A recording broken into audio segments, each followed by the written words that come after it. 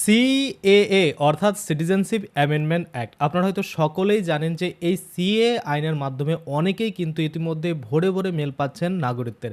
অনেকেই ইতিমধ্যে সার্টিফিকেট পেয়ে সেটাকে ল্যামিনেশন করিয়ে নিয়েছেন, অনেকেই আবার কিন্তু আইবি ভেরিফিকেশন পরেও এখনও কোনো রকম সার্টিফিকেট পাননি, অনেকে ডকুমেন্টসের অভাবে কিন্তু আবেদন করতে পারেননি। এরই মধ্যে কিন্তু নানা রকমের সমস্যা আপনাদের কারো কারো ক্রিয়েট হয়েছে, যেমন কারো কারো বাংলাদেশের ডকুমেন্ট নেই বা যে দেশ থেকে এসেছে পাকিস্তান বা আফগানিস্তান সে দেশের ডকুমেন্ট নেই। এই নিয়ে কিন্তু আবার গুড নিউজও চলে এসেছে যে যদি ডকুমেন্টস না থাকে তাদের জন্য অল্টারনেটিভ কী পদ্ধতি রয়েছে সেটাও ভাবা হচ্ছে। তাছাড়া কিন্তু আমরা দেখতে পাচ্ছি নতুন করে আরও একটা জিনিস, যেটা নতুন নয়, অনেক পুরনো জিনিস, সেটা আমি এর আগেও আপনাদের জানিয়েছি যে ওসিআই যেটা রয়েছে, ওভারসিজ সিটিজেন্স অফ ইন্ডিয়া, সেটা কী জিনিস রয়েছে, সিএ রয়েছে, সিএতে আবেদন করতে গেলে কী কী কন্ডিশন রয়েছে, এগুলো সমস্ত কিছু কিন্তু আমার আপডেট রয়েছে। আজকে আমরা এ টু জেড দেখব। অনেকেই জানেন অনেকেই জানেন না যে সিএ আসলে ফুল নাগরিকত্ব, মানে পুরোপুরি বা পূর্ণাঙ্গ নাগরিকত্ব, আর যেটা রয়েছে ওসিআই যেটা কিন্তু ফুল নাগরিকত্ব নয়, যেটাকে আমরা হাফ বলতে পারি। মানে কিছু কিছু সুবিধা আপনি পাবেন না, যেমন ভোট দিতে পারবেন না, তারপরে মনে করুন আপনি কোনো সরকারি জব করতে পারবেন না, এইগুলো কিন্তু থাকে। এবার অনেকেই আমাকে অনেক রকম কোশ্চেন করছেন হোয়াটসঅ্যাপ ভরে ভরে যে দাদা আমরা 2024 অবধি আসিনি, 24-এর পরে এসেছি, সেক্ষেত্রে আমাদের কি করণীয় বা আমাদের কি কীভাবে আমাদের এই নাগরিকত্বের জন্য আবেদন করতে হতে পারে, তো কী কী প্রসেস রয়েছে আমি সমস্ত কিছুই বলবো। এর আগের ভিডিওতে আমি আপনাদের বলেছিলাম যে 3টা টোটাল পদ্ধতি রয়েছে বা 3টা ধাপ রয়েছে। হয় আপনি 2014 সালের 31শে ডিসেম্বরের মধ্যে ইন্ডিয়াতে প্রবেশ করেছেন, নয়তো আপনি 2024 সালের 31শে ডিসেম্বরের মধ্যে প্রবেশ করেছেন, না হলে আপনি 2024 সালের পরেই এসেছেন, তাই না? তো এই 3টা ক্যাটাগরির মধ্যে থাকলে আপনার ক্ষেত্রে কোনটা প্রযোজ্য, কারো ক্ষেত্রে হয়তো এলটিবি ভিসা হবে, কারো ক্ষেত্রে হয়তো ওসিআই হবে, কারো ক্ষেত্রে হয়তো সিএ হবে। তো 3টা বিষয় আমি ডিটেলস আপনাদের বলছি, অবশ্যই প্রথম থেকে ভিডিওটা শেষ পর্যন্ত দেখবেন, তাহলে আপনাদের মনে যত রকম কোশ্চেন রয়েছে আশা করি সেটা কিন্তু ক্লিয়ার হয়ে যাবে। আর এবং ক্লিয়ার হয়ে যাওয়ার পরে আপনার অনায়াসে কিন্তু সিএ এর মাধ্যমে হোক বা ওসিআর মাধ্যমে হোক বা আপনারা এলটিবির মাধ্যমে হোক ভারতীয় নাগরিকত্ব অর্জন করতে পারবেন। তো চলুন বিস্তারিত আমরা দেখে নেব। তো এই নিয়ে একটা ডিটেলস পোস্ট কিন্তু ইতিমধ্যে ইয়োবংয়ের যে অফিসিয়াল ওয়েবসাইট রয়েছে, অর্থাৎ আমাদের যে অফিসিয়াল ওয়েবসাইট, সেখানে কিন্তু পাবলিশ করা হয়েছে। তো আপনাদের ফোন থেকে আপনারা যে কোনো ব্রাউজারে গিয়ে নর্মালি সার্চ করবেন ইয়োবং, অর্থাৎ আমাদের যে চ্যানেলের নাম সেটা কিন্তু আপনারা সার্চ করে দেবেন। সার্চ করে দেওয়ার পরে প্রথমে দেখতে পাবেন এই লিঙ্ক, লেটেস্ট নিউজ দেখতে পাচ্ছেন, ইয়োবং লেটেস্ট নিউজ, এখানে আপনারা ক্লিক করে দেবেন। এখানে যখনই ক্লিক করবেন তখনই দেখবেন আপনাদের সামনে এইরকম কিন্তু একটা পেজ খুলে যাবে, আর সবার উপরেই দেখুন সেই পোস্টটা রয়েছে, সেটা হচ্ছে সিএএ অর্থাৎ সিটিজেনশিপ অ্যামেন্ডমেন্ট অ্যাক্ট ভার্সেস, এখানে দেখুন বলেছে কি ওসিআই অর্থাৎ ওভারসিজ সিটিজেন্স অফ ইন্ডিয়া 2026, ভারতের নাগরিকত্ব আইন। ওসিআই ও সিএ আসলে কি এবং এদের পার্থক্য কি রয়েছে সেটা এখানে বলা হয়েছে, সেটা প্রথমত আমরা দেখব, তারপরে আমরা এলটিপি যেটা রয়েছে সেটাও কিন্তু দেখব। তো আমি এই পোস্টগুলো আপনাদের জন্য লিখে থাকি, কারণ আপনারা হয়তো অনেকেই ভিডিও দেখে ঠিক ক্লিয়ার হয় না বা আরও একবার শুনতে হয় বা বারবার ভিডিও দেখতে হয়, তো সেক্ষেত্রে এই লেখাগুলো পড়লে আপনারা কিন্তু বুঝতে পারবেন, বা বারবার পড়ে যেখানে বুঝতে পারবেন না সেখানে পুনরায় পড়লে কিন্তু আপনারা বুঝতে পারেন আচ্ছা এই ব্যাপার, এই করতে হবে, সিএতে করতে গেলে এগুলো লাগবে, ওসিআই ক্ষেত্রে এগুলো কন্ডিশন রয়েছে, বা এলটিপি ভিসা করতে গেলে এগুলো লাগবে। আশা করি আপনারা বুঝতে পারছেন। আচ্ছা, এই যে রিড মোর অপশন দিয়েছে বা এই যে ব্যানার রয়েছে এটার উপরে ক্লিক করলে কিন্তু এই পোস্টটা খুলে যাবে। তো দেখুন এখানে কিন্তু আমি পোস্টটা খুলে নিয়েছি, আর এখানে বিজ্ঞাপন এসেছিল সেটাকে আমি বন্ধ করে দিয়েছি। দেখুন এখানে আপনারা দেখতে পাচ্ছেন এই পোস্ট ওপেন হয়ে গেল। ওপেন হয়ে যাওয়ার পরে কিন্তু এখানে ডিটেলসে বলেছে, কি বলেছে আমরা যদি দেখি পরিষ্কার করে, এখানে দেখতে পাচ্ছেন ভারতের নাগরিকত্ব এবং অভিবাসন আইন নিয়ে আলোচনা করলেই আজকাল দুটি শব্দ সবচেয়ে বেশি কিন্তু সামনে আসে, কি সিএএ অর্থাৎ সিটিজেনশিপ অ্যামেন্ডমেন্ট অ্যাক্ট এবং ওসিআই অর্থাৎ ওভারসিজ সিটিজেন্স অফ ইন্ডিয়া। সাধারণ মানুষের মধ্যে অনেকেই এই দুটি বিষয়কে গুলিয়ে ফেলেন, অর্থাৎ এক করে ফেলেন। কেউ কেউ কিন্তু ভাবেন দুটোই হয়তো এক জিনিস, আবার কেউ মনে করেন একটির সাথে অন্যটির কোনো সম্পর্কই নেই, কিন্তু আসলে তেমনটা নয়। আমরা ডিটেলসে দেখবো আসলে এখানে কী কী কিন্তু বলছে। আচ্ছা, তারপরে কি বলছে, 1 নম্বরে বলছে ওসিআই কি, এবার ভালো করে বুঝুন। দেখুন ওসিআই এর পূর্ণ রূপ হলো ওভারসিজ সিটিজেন্স অফ ইন্ডিয়া, ভারতের বিদেশি নাগরিকত্ব। এবার আপনারা বলবেন ভারতের বিদেশি নাগরিকত্ব কি, একটু পরে ক্লিয়ার হয়ে যাবে, একটু ধৈর্য ধরুন। দেখুন এখানে আমরা দেখতে পাচ্ছি তারপরে কি বলছে, সহজ কথায় এটি ভারত সরকারের দেওয়া একটি বিশেষ মর্যাদা বা কার্ড, যা ভারতীয় বংশোদ্ভূত বিদেশি নাগরিকদের দেওয়া হয়। ভারতীয় বংশোদ্ভূত বিদেশি নাগরিকদের দেওয়া হয়, এই জিনিসটা কিন্তু খুব ইম্পর্টেন্ট। আচ্ছা, যেহেতু ভারতের দ্বৈত নাগরিকত্ব বা ডুয়াল সিটিজেনশিপ অনুমোদন করে না, তাই কোনো ভারতীয় নাগরিক অন্য দেশের নাগরিকত্ব নিলে তার ভারতীয় পাসপোর্ট বাতিল হয়ে যায়। তবে তারা যেন ভারতের সাথে যোগাযোগ বজায় রাখতে পারেন সেজন্য কিন্তু ওসিআই কার্ডের ব্যবস্থা করা হয়েছে। এত সুন্দর বাংলায় লেখা রয়েছে, এরপরেও যদি আপনাদের বুঝতে প্রবলেম হয় তাহলে আর কিছু করার নেই। দেখুন এখানে কি বলছে, ওসিআইয়ের মূল যে প্রধান সুবিধাগুলো রয়েছে সেগুলো নিয়ে কিন্তু বলা হয়েছে। কি বলেছে, এটি ভারতের জন্য একটি জীবনব্যাপী multiple entry visa, lifelong visa. অর্থাৎ এমন থাকে না, ধরুন এলটিপি 5 বছরের জন্য, ধরুন আপনি ঘুরতে আসবেন সেক্ষেত্রে 3 মাসের জন্য, নানা রকম অনেক ক্যাটাগরি অনুযায়ী কিন্তু ভিসাগুলো দেওয়া হয়। এই ভিসাটা হচ্ছে লাইফ লং, অর্থাৎ এটা পরিষ্কার বলছে জীবনব্যাপী, বা এটা একদম মনে করুন যে এটার কোনো মানে এন্ড ভ্যালিডিটি নেই, মানে শেষ হবে না কোনো দিন, তাই না? যতদিন আপনি আছেন ততদিন এই ভিসা কিন্তু আপনার থাকবে। মাল্টিপল এন্ট্রি, আপনি যখন খুশি এন্ট্রি নিতে পারেন, যখন কিছু কিন্তু সেখান থেকে বেরোতেও পারেন। দেখুন এখানে কি বলেছে, দ্বিতীয়ত ওসিআই কার্ডধারীরা যখন খুশি ভারতে আসতে পারেন, যেটা আমি আপনাদের বললাম, এবং যত দিন খুশি থাকতে পারেন, অর্থাৎ যত দিন খুশি থাকতে পারেন। ব্রেকেটে বলেছে পুলিশ রেজিস্ট্রেশনের প্রয়োজন হয় না, অর্থাৎ এক্ষেত্রে কিন্তু পুলিশ রেজিস্ট্রেশনের কিন্তু প্রয়োজন হয়ে থাকে না, এটাই কিন্তু বলছে। আচ্ছা, তারপরে যদি আমরা দেখি, মনে রাখুন এখানে একটা মানে পয়েন্ট করেছে, কি বলেছে, ওসিআই কার্ডধারীরা ভারতের বিদেশি নাগরিক, তারা ভারতে আসল নাগরিক নন, তাই তারা ভারতে ভোট দিতে পারেন না, যেটা আমি প্রথমেই আপনাদের বললাম। কোনো সরকারি চাকরি করতে পারেন না এবং কোনো রাজনৈতিক দলে দাঁড়াতে পারেন না। অর্থাৎ কিছু কিছু মনে করুন নেগেটিভ যেগুলো রয়েছে, ধরুন আপনি আমেরিকাতে গিয়ে সেখানকার নাগরিকত্ব অর্জন করেছেন, সেক্ষেত্রে আপনি ভারতীয় যে ছিলেন সেটা আপনার কিন্তু বাতিল হয়ে গেল, এবং বাতিল হয়ে যাওয়ার পরে আপনি ধরুন ওসিআই কার্ড বানিয়েছেন। এবার ওসিআই কার্ড বানানোর ফলে আপনি ভারতে যতবার খুশি আসতে পারবেন, যতবার খুশি থাকতে পারবেন, যত দিন খুশি থাকতে পারবেন, কিন্তু সমস্যা শুধু এইটুকুই থাকবে, আপনি কোনো রকম কিন্তু ভোট অধিকার দেখাতে পারবেন না, বা আপনি ভোট প্রয়োগ করতে পারবেন না, এটা একটা। আর দ্বিতীয়ত আরেকটা, সেটা হচ্ছে আপনি কোনো সরকারি চাকরি করতে পারবেন না, এবং আরও একটা জিনিস, সেটা হচ্ছে আপনি কোনো রাজনৈতিক দলে কিন্তু দাঁড়াতে পারবেন না কোনো পদে, সেটা মেম্বার থেকে, প্রধান থেকে ধরে, কাউন্সিলর থেকে ধরে, বিধানসভার যে কোনো মানে হোক না কেন, আপনি দাঁড়াতে পারবেন না, এটা কিন্তু পরিষ্কার। আচ্ছা, এবার দ্বিতীয়ত কি বলেছে, দেখুন দ্বিতীয়ত বলেছে সিএএ। এবার সিএতে কি বলা হয়েছে এটা আমরা দেখি। সিএ এর পূর্ণরূপ হলো সিটিজেনশিপ অ্যামেন্ডমেন্ট অ্যাক্ট, নাগরিকত্ব সংশোধনী আইন।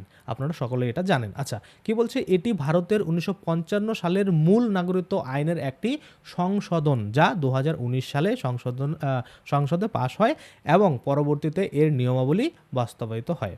অর্থাৎ এখানে পরিষ্কার বলেছে, কি বলেছে, যে এই যে সিটিজেনশিপ অ্যামেন্ডমেন্ট অ্যাক্ট, এটা কিন্তু 1955 সালেই শুরু হয়েছিল, এবং সেই আইনটাকেই কিন্তু সংশোধন করে এই 2019 সালে সিটিজেনশিপ অ্যামেন্ডমেন্ট অ্যাক্ট 2019 এই নামটা কিন্তু দেওয়া হয়েছে, বা সংশোধিত আইন কিন্তু এটা নতুন করে আপডেটেড আইন কিন্তু আনা হয়েছে, যেটা 1955কে ফলো করে।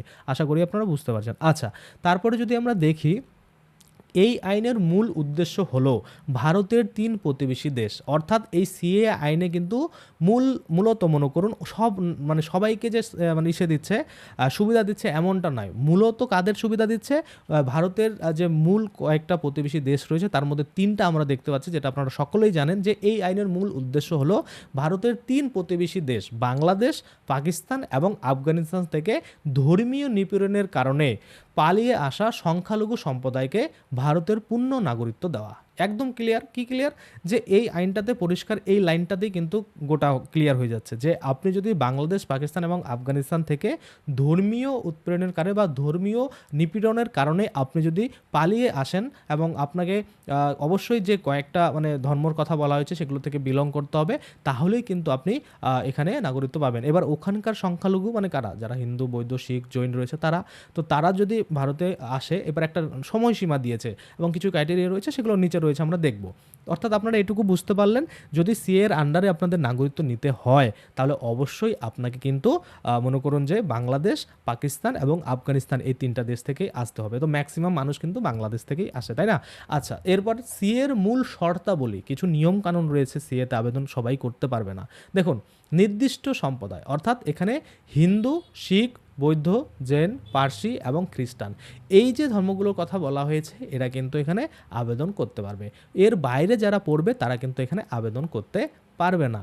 আচ্ছা, তারপর সময়সীমা, এখানে কিন্তু একটা সময়সীমাও বেঁধে দেওয়া হয়েছে। কি বলেছে, এখানে দেখতে পাচ্ছেন পরিষ্কার বলেছে যে আবেদনকারীকে অবশ্যই 31শে ডিসেম্বর 2014 বা তার আগে ভারতে প্রবেশ করে থাকতে হবে। অর্থাৎ আপনি 2014 সালের পরে প্রবেশ করেছেন, সেক্ষেত্রে কিন্তু এই সিএর আন্ডারে আপনি পড়ছেন না। অনেকেই দেখছি আবার আমাকে হোয়াটসঅ্যাপে বলছেন, দাদা 2024 অবধি সিএ বাড়িয়ে দেওয়া হয়েছে, আমরা কিভাবে আবেদন করব? কিন্তু দেখুন, ওটা বাড়ানো হয়নি, ওটা ছাড় দেওয়া হয়েছে, সেটা নিয়ে আমি আসছি পরে, সেটাও আপনাদের ক্লিয়ার করে দেবো। আচ্ছা, তারপরে সুবিধা আমরা দেখতে পাচ্ছি এদেরকে আর অবৈধ অভিবাসী হিসাবে গণ্য করা হবে না এবং খুব দ্রুত, যেখানে দেখুন ব্রেকেটে বলেছে 11 বছরের পরিবর্তে 5 বছর ভারতে বসবাসের ভিত্তিতে ভারতে পূর্ণ নাগরিকত্ব দেওয়া হবে। অর্থাৎ এখানে পরিষ্কার করে বলেছে যে 11 বছর ধরে আপনাদের বসবাস করতে হতো, তারপরে বাই ন্যাচারালাইজেশন আপনারা আবেদন করতে পারতেন, মানে 11 বছর প্লাস 1 বছর 12 বছর টোটাল হতো। আর এখানে কিন্তু বলা হয়েছে এখন 5 বছর ভারতে থাকলেই বসবাস করলেই কিন্তু আপনারা ভারতের পূর্ণ নাগরিকত্ব দেওয়া হবে এবং আপনি সেটা নিয়ে কিন্তু আমি যে অধিকার পাচ্ছি বা একটা ভারতীয় যে অধিকার পাচ্ছে সে সমান অধিকার কিন্তু তারাও পাবে। অর্থাৎ এই সিএ আইনের মাধ্যমে যারা নাগরিকত্ব পাবে তাদের কিন্তু ফুল অধিকার, নর্মাল একটা ভারতীয়র যা মানে অধিকার থাকে তাই কিন্তু থাকবে। আচ্ছা হলো, এবার আমরা যদি দেখি ওসিআই এবং সিএ এর মধ্যে মূল পার্থক্য, দেখুন মূল পার্থক্যগুলো কিন্তু এখানে তুলে ধরা হয়েছে। তো আমি আপনাদের একটু ডিটেলসে দেখাই কী কী বলছে। এই দুটি বিষয়ের মধ্যে আকাশ পাতাল তফাৎ রয়েছে, নিচে একটি টেবিলের মাধ্যমে এদের মূল পার্থক্যগুলো তুলে ধরা হলো। দেখুন বৈশিষ্ট্য ওসিআই এবং সিএ। মূল লক্ষ্য, এখানে বৈশিষ্ট্য যদি আমরা দেখি যে মূল লক্ষ্য যদি কি রয়েছে ওসিআই বা সিএর, সেটা ওসিআইয়ের মূল লক্ষ্য রয়েছে ভারতীয় বংশোদ্ভূত ধনবান বা প্রতিষ্ঠিত বিদেশি নাগরিকদের ভারতের সাথে যুক্ত করা। আর সিএর বৈশিষ্ট্য কি বা মূল লক্ষ্য কি আমরা যদি দেখি, দেখুন কি বলেছে যে প্রতিবেশী দেশ থেকে ধর্মীয় নির্যাতনের শিকার হয়ে ভারতে আশ্রয় নেওয়া শরণার্থীদের নাগরিকত্ব দেওয়া। আশা করি আপনারা বুঝতে পারছেন। আচ্ছা এবার আবেদনকারী, ওসিআইয়ে কারা আবেদন করবে? বিশ্বের যে কোনো দেশের, পাকিস্তান ও বাংলাদেশ ছাড়া ভারতীয় বংশোদ্ভূত নাগরিক। অর্থাৎ আপনি যদি পাকিস্তান আর বাংলাদেশ থাকেন তাহলে কিন্তু আপনি এই ওসিআই কার্ডের জন্য আবেদন করতে পারবেন না। বাংলাদেশ আর পাকিস্তান ছাড়া আপনি যে কোনো দেশে থাকুন না কেন সেখানে থাকুন, আর আপনার যদি ভারতীয় বংশোদ্ভূত থাকে, নাগরিক থাকে, তাহলে কিন্তু আপনারা আবেদন করতে পারবেন। আচ্ছা এবার সিএ কারা করতে পারবে? বাংলাদেশ, পাকিস্তান ও আফগানিস্তানের 6টি নির্দিষ্ট অমুসলিম সংখ্যালঘু সম্প্রদায়।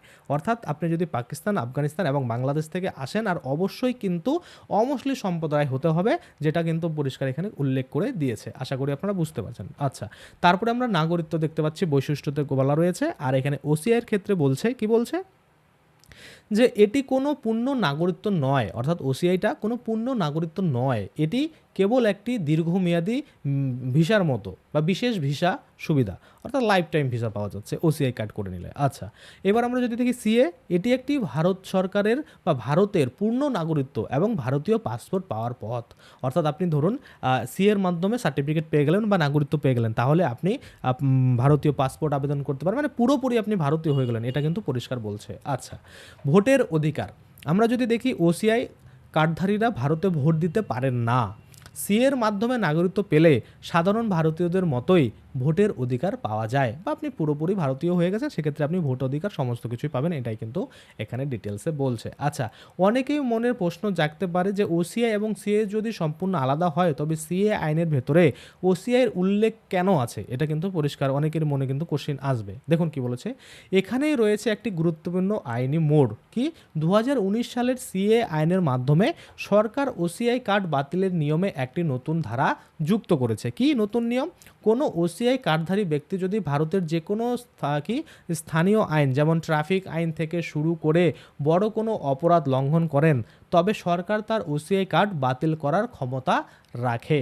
আচ্ছা তবে কার্ড বাতিল করার আগে ওই ব্যক্তিকে নিজের পক্ষে যুক্তি দেখানোর বা শুনানির একটি সুযোগ দেওয়া হবে, এটা কিন্তু বলেছে। এই হচ্ছে নতুন একটা ওসিআই এর নতুন নিয়ম কিন্তু এসেছে। আচ্ছা এই ধারাটি নিয়ে বেশ কিছু সমালোচনা হয়েছে, কারণ সমালোচকদের মতে ছোটোখাটো কোনো আইন ভঙ্গের অজুহাতে সরকার চাইলে যে কোনো ওসিআই কার্ডধারীরা সুবিধা কেড়ে নিতে পারে, বা ওসিআই কার্ড যাদের রয়েছে তাদের যে সুবিধা সেটা কিন্তু কেড়ে নিতে পারে না, এটাই কিন্তু বলছে যে ছোটোখাটো মানে ট্রাফিক আইন ভাঙতেই পারে, তো সেক্ষেত্রে তাদের কার্ড বাতিল করে দেবে, এটা কিন্তু নিয়ে সমালোচনা তৈরি হয়েছে। আচ্ছা তারপরে যদি আমরা দেখি শেষ কথা আমরা কি বলছি, দেখুন সংক্ষেপে বলতে গেলে ওসিআই হলো প্রবাসীদের জন্য ভারতের দরজা খোলা রাখার একটি মাধ্যম, আর সিএ হলো নির্দিষ্ট কিছু দেশের বিভিন্ন শরণার্থীদের ভারতের বুকে স্থায়ীভাবে আপন করে নেওয়ার একটি আইন। দুটি বিষয়ের উদ্দেশ্য, যোগ্যতা এবং আইনি ভিত্তি সম্পূর্ণ আলাদা।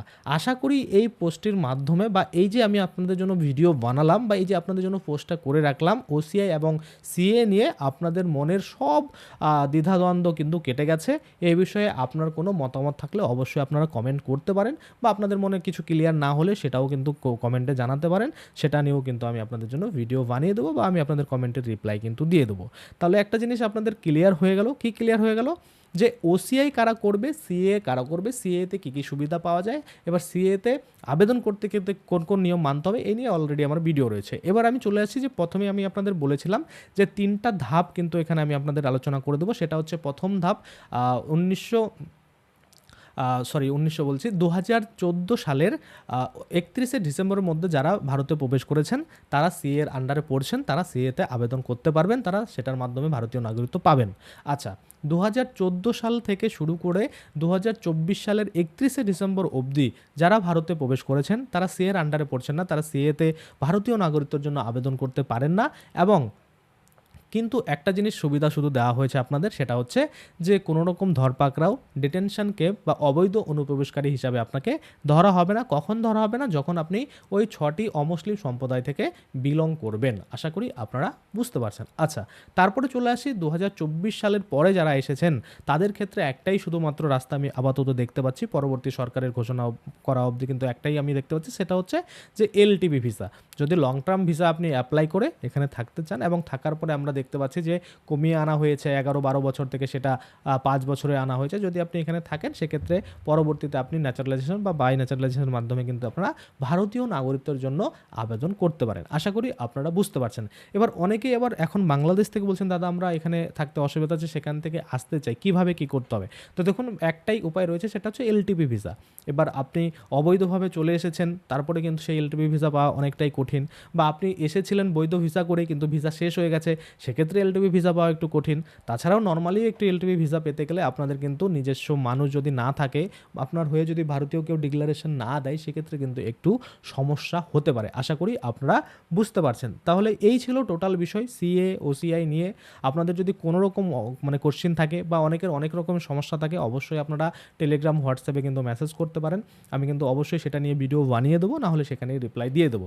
তো চলুন ভিডিওটা এখানে শেষ করছি। শেষ করার আগে অবশ্যই আপনাদের একটা কথা বলে যাবো, সেটা হচ্ছে যদি আপনারা ফেসবুক থেকে ভিডিওটা দেখেন অবশ্যই পেজটাকে ফলো করে নেবেন, আর যদি ইউটিউব থেকে দেখেন তো অবশ্যই চ্যানেলটাকে সাবস্ক্রাইব করে পাশের বেল আইকনটাকে এনাবেল করে নেবেন। তো চলুন আজকের জন্য ভিডিওটা এখানে শেষ করছি।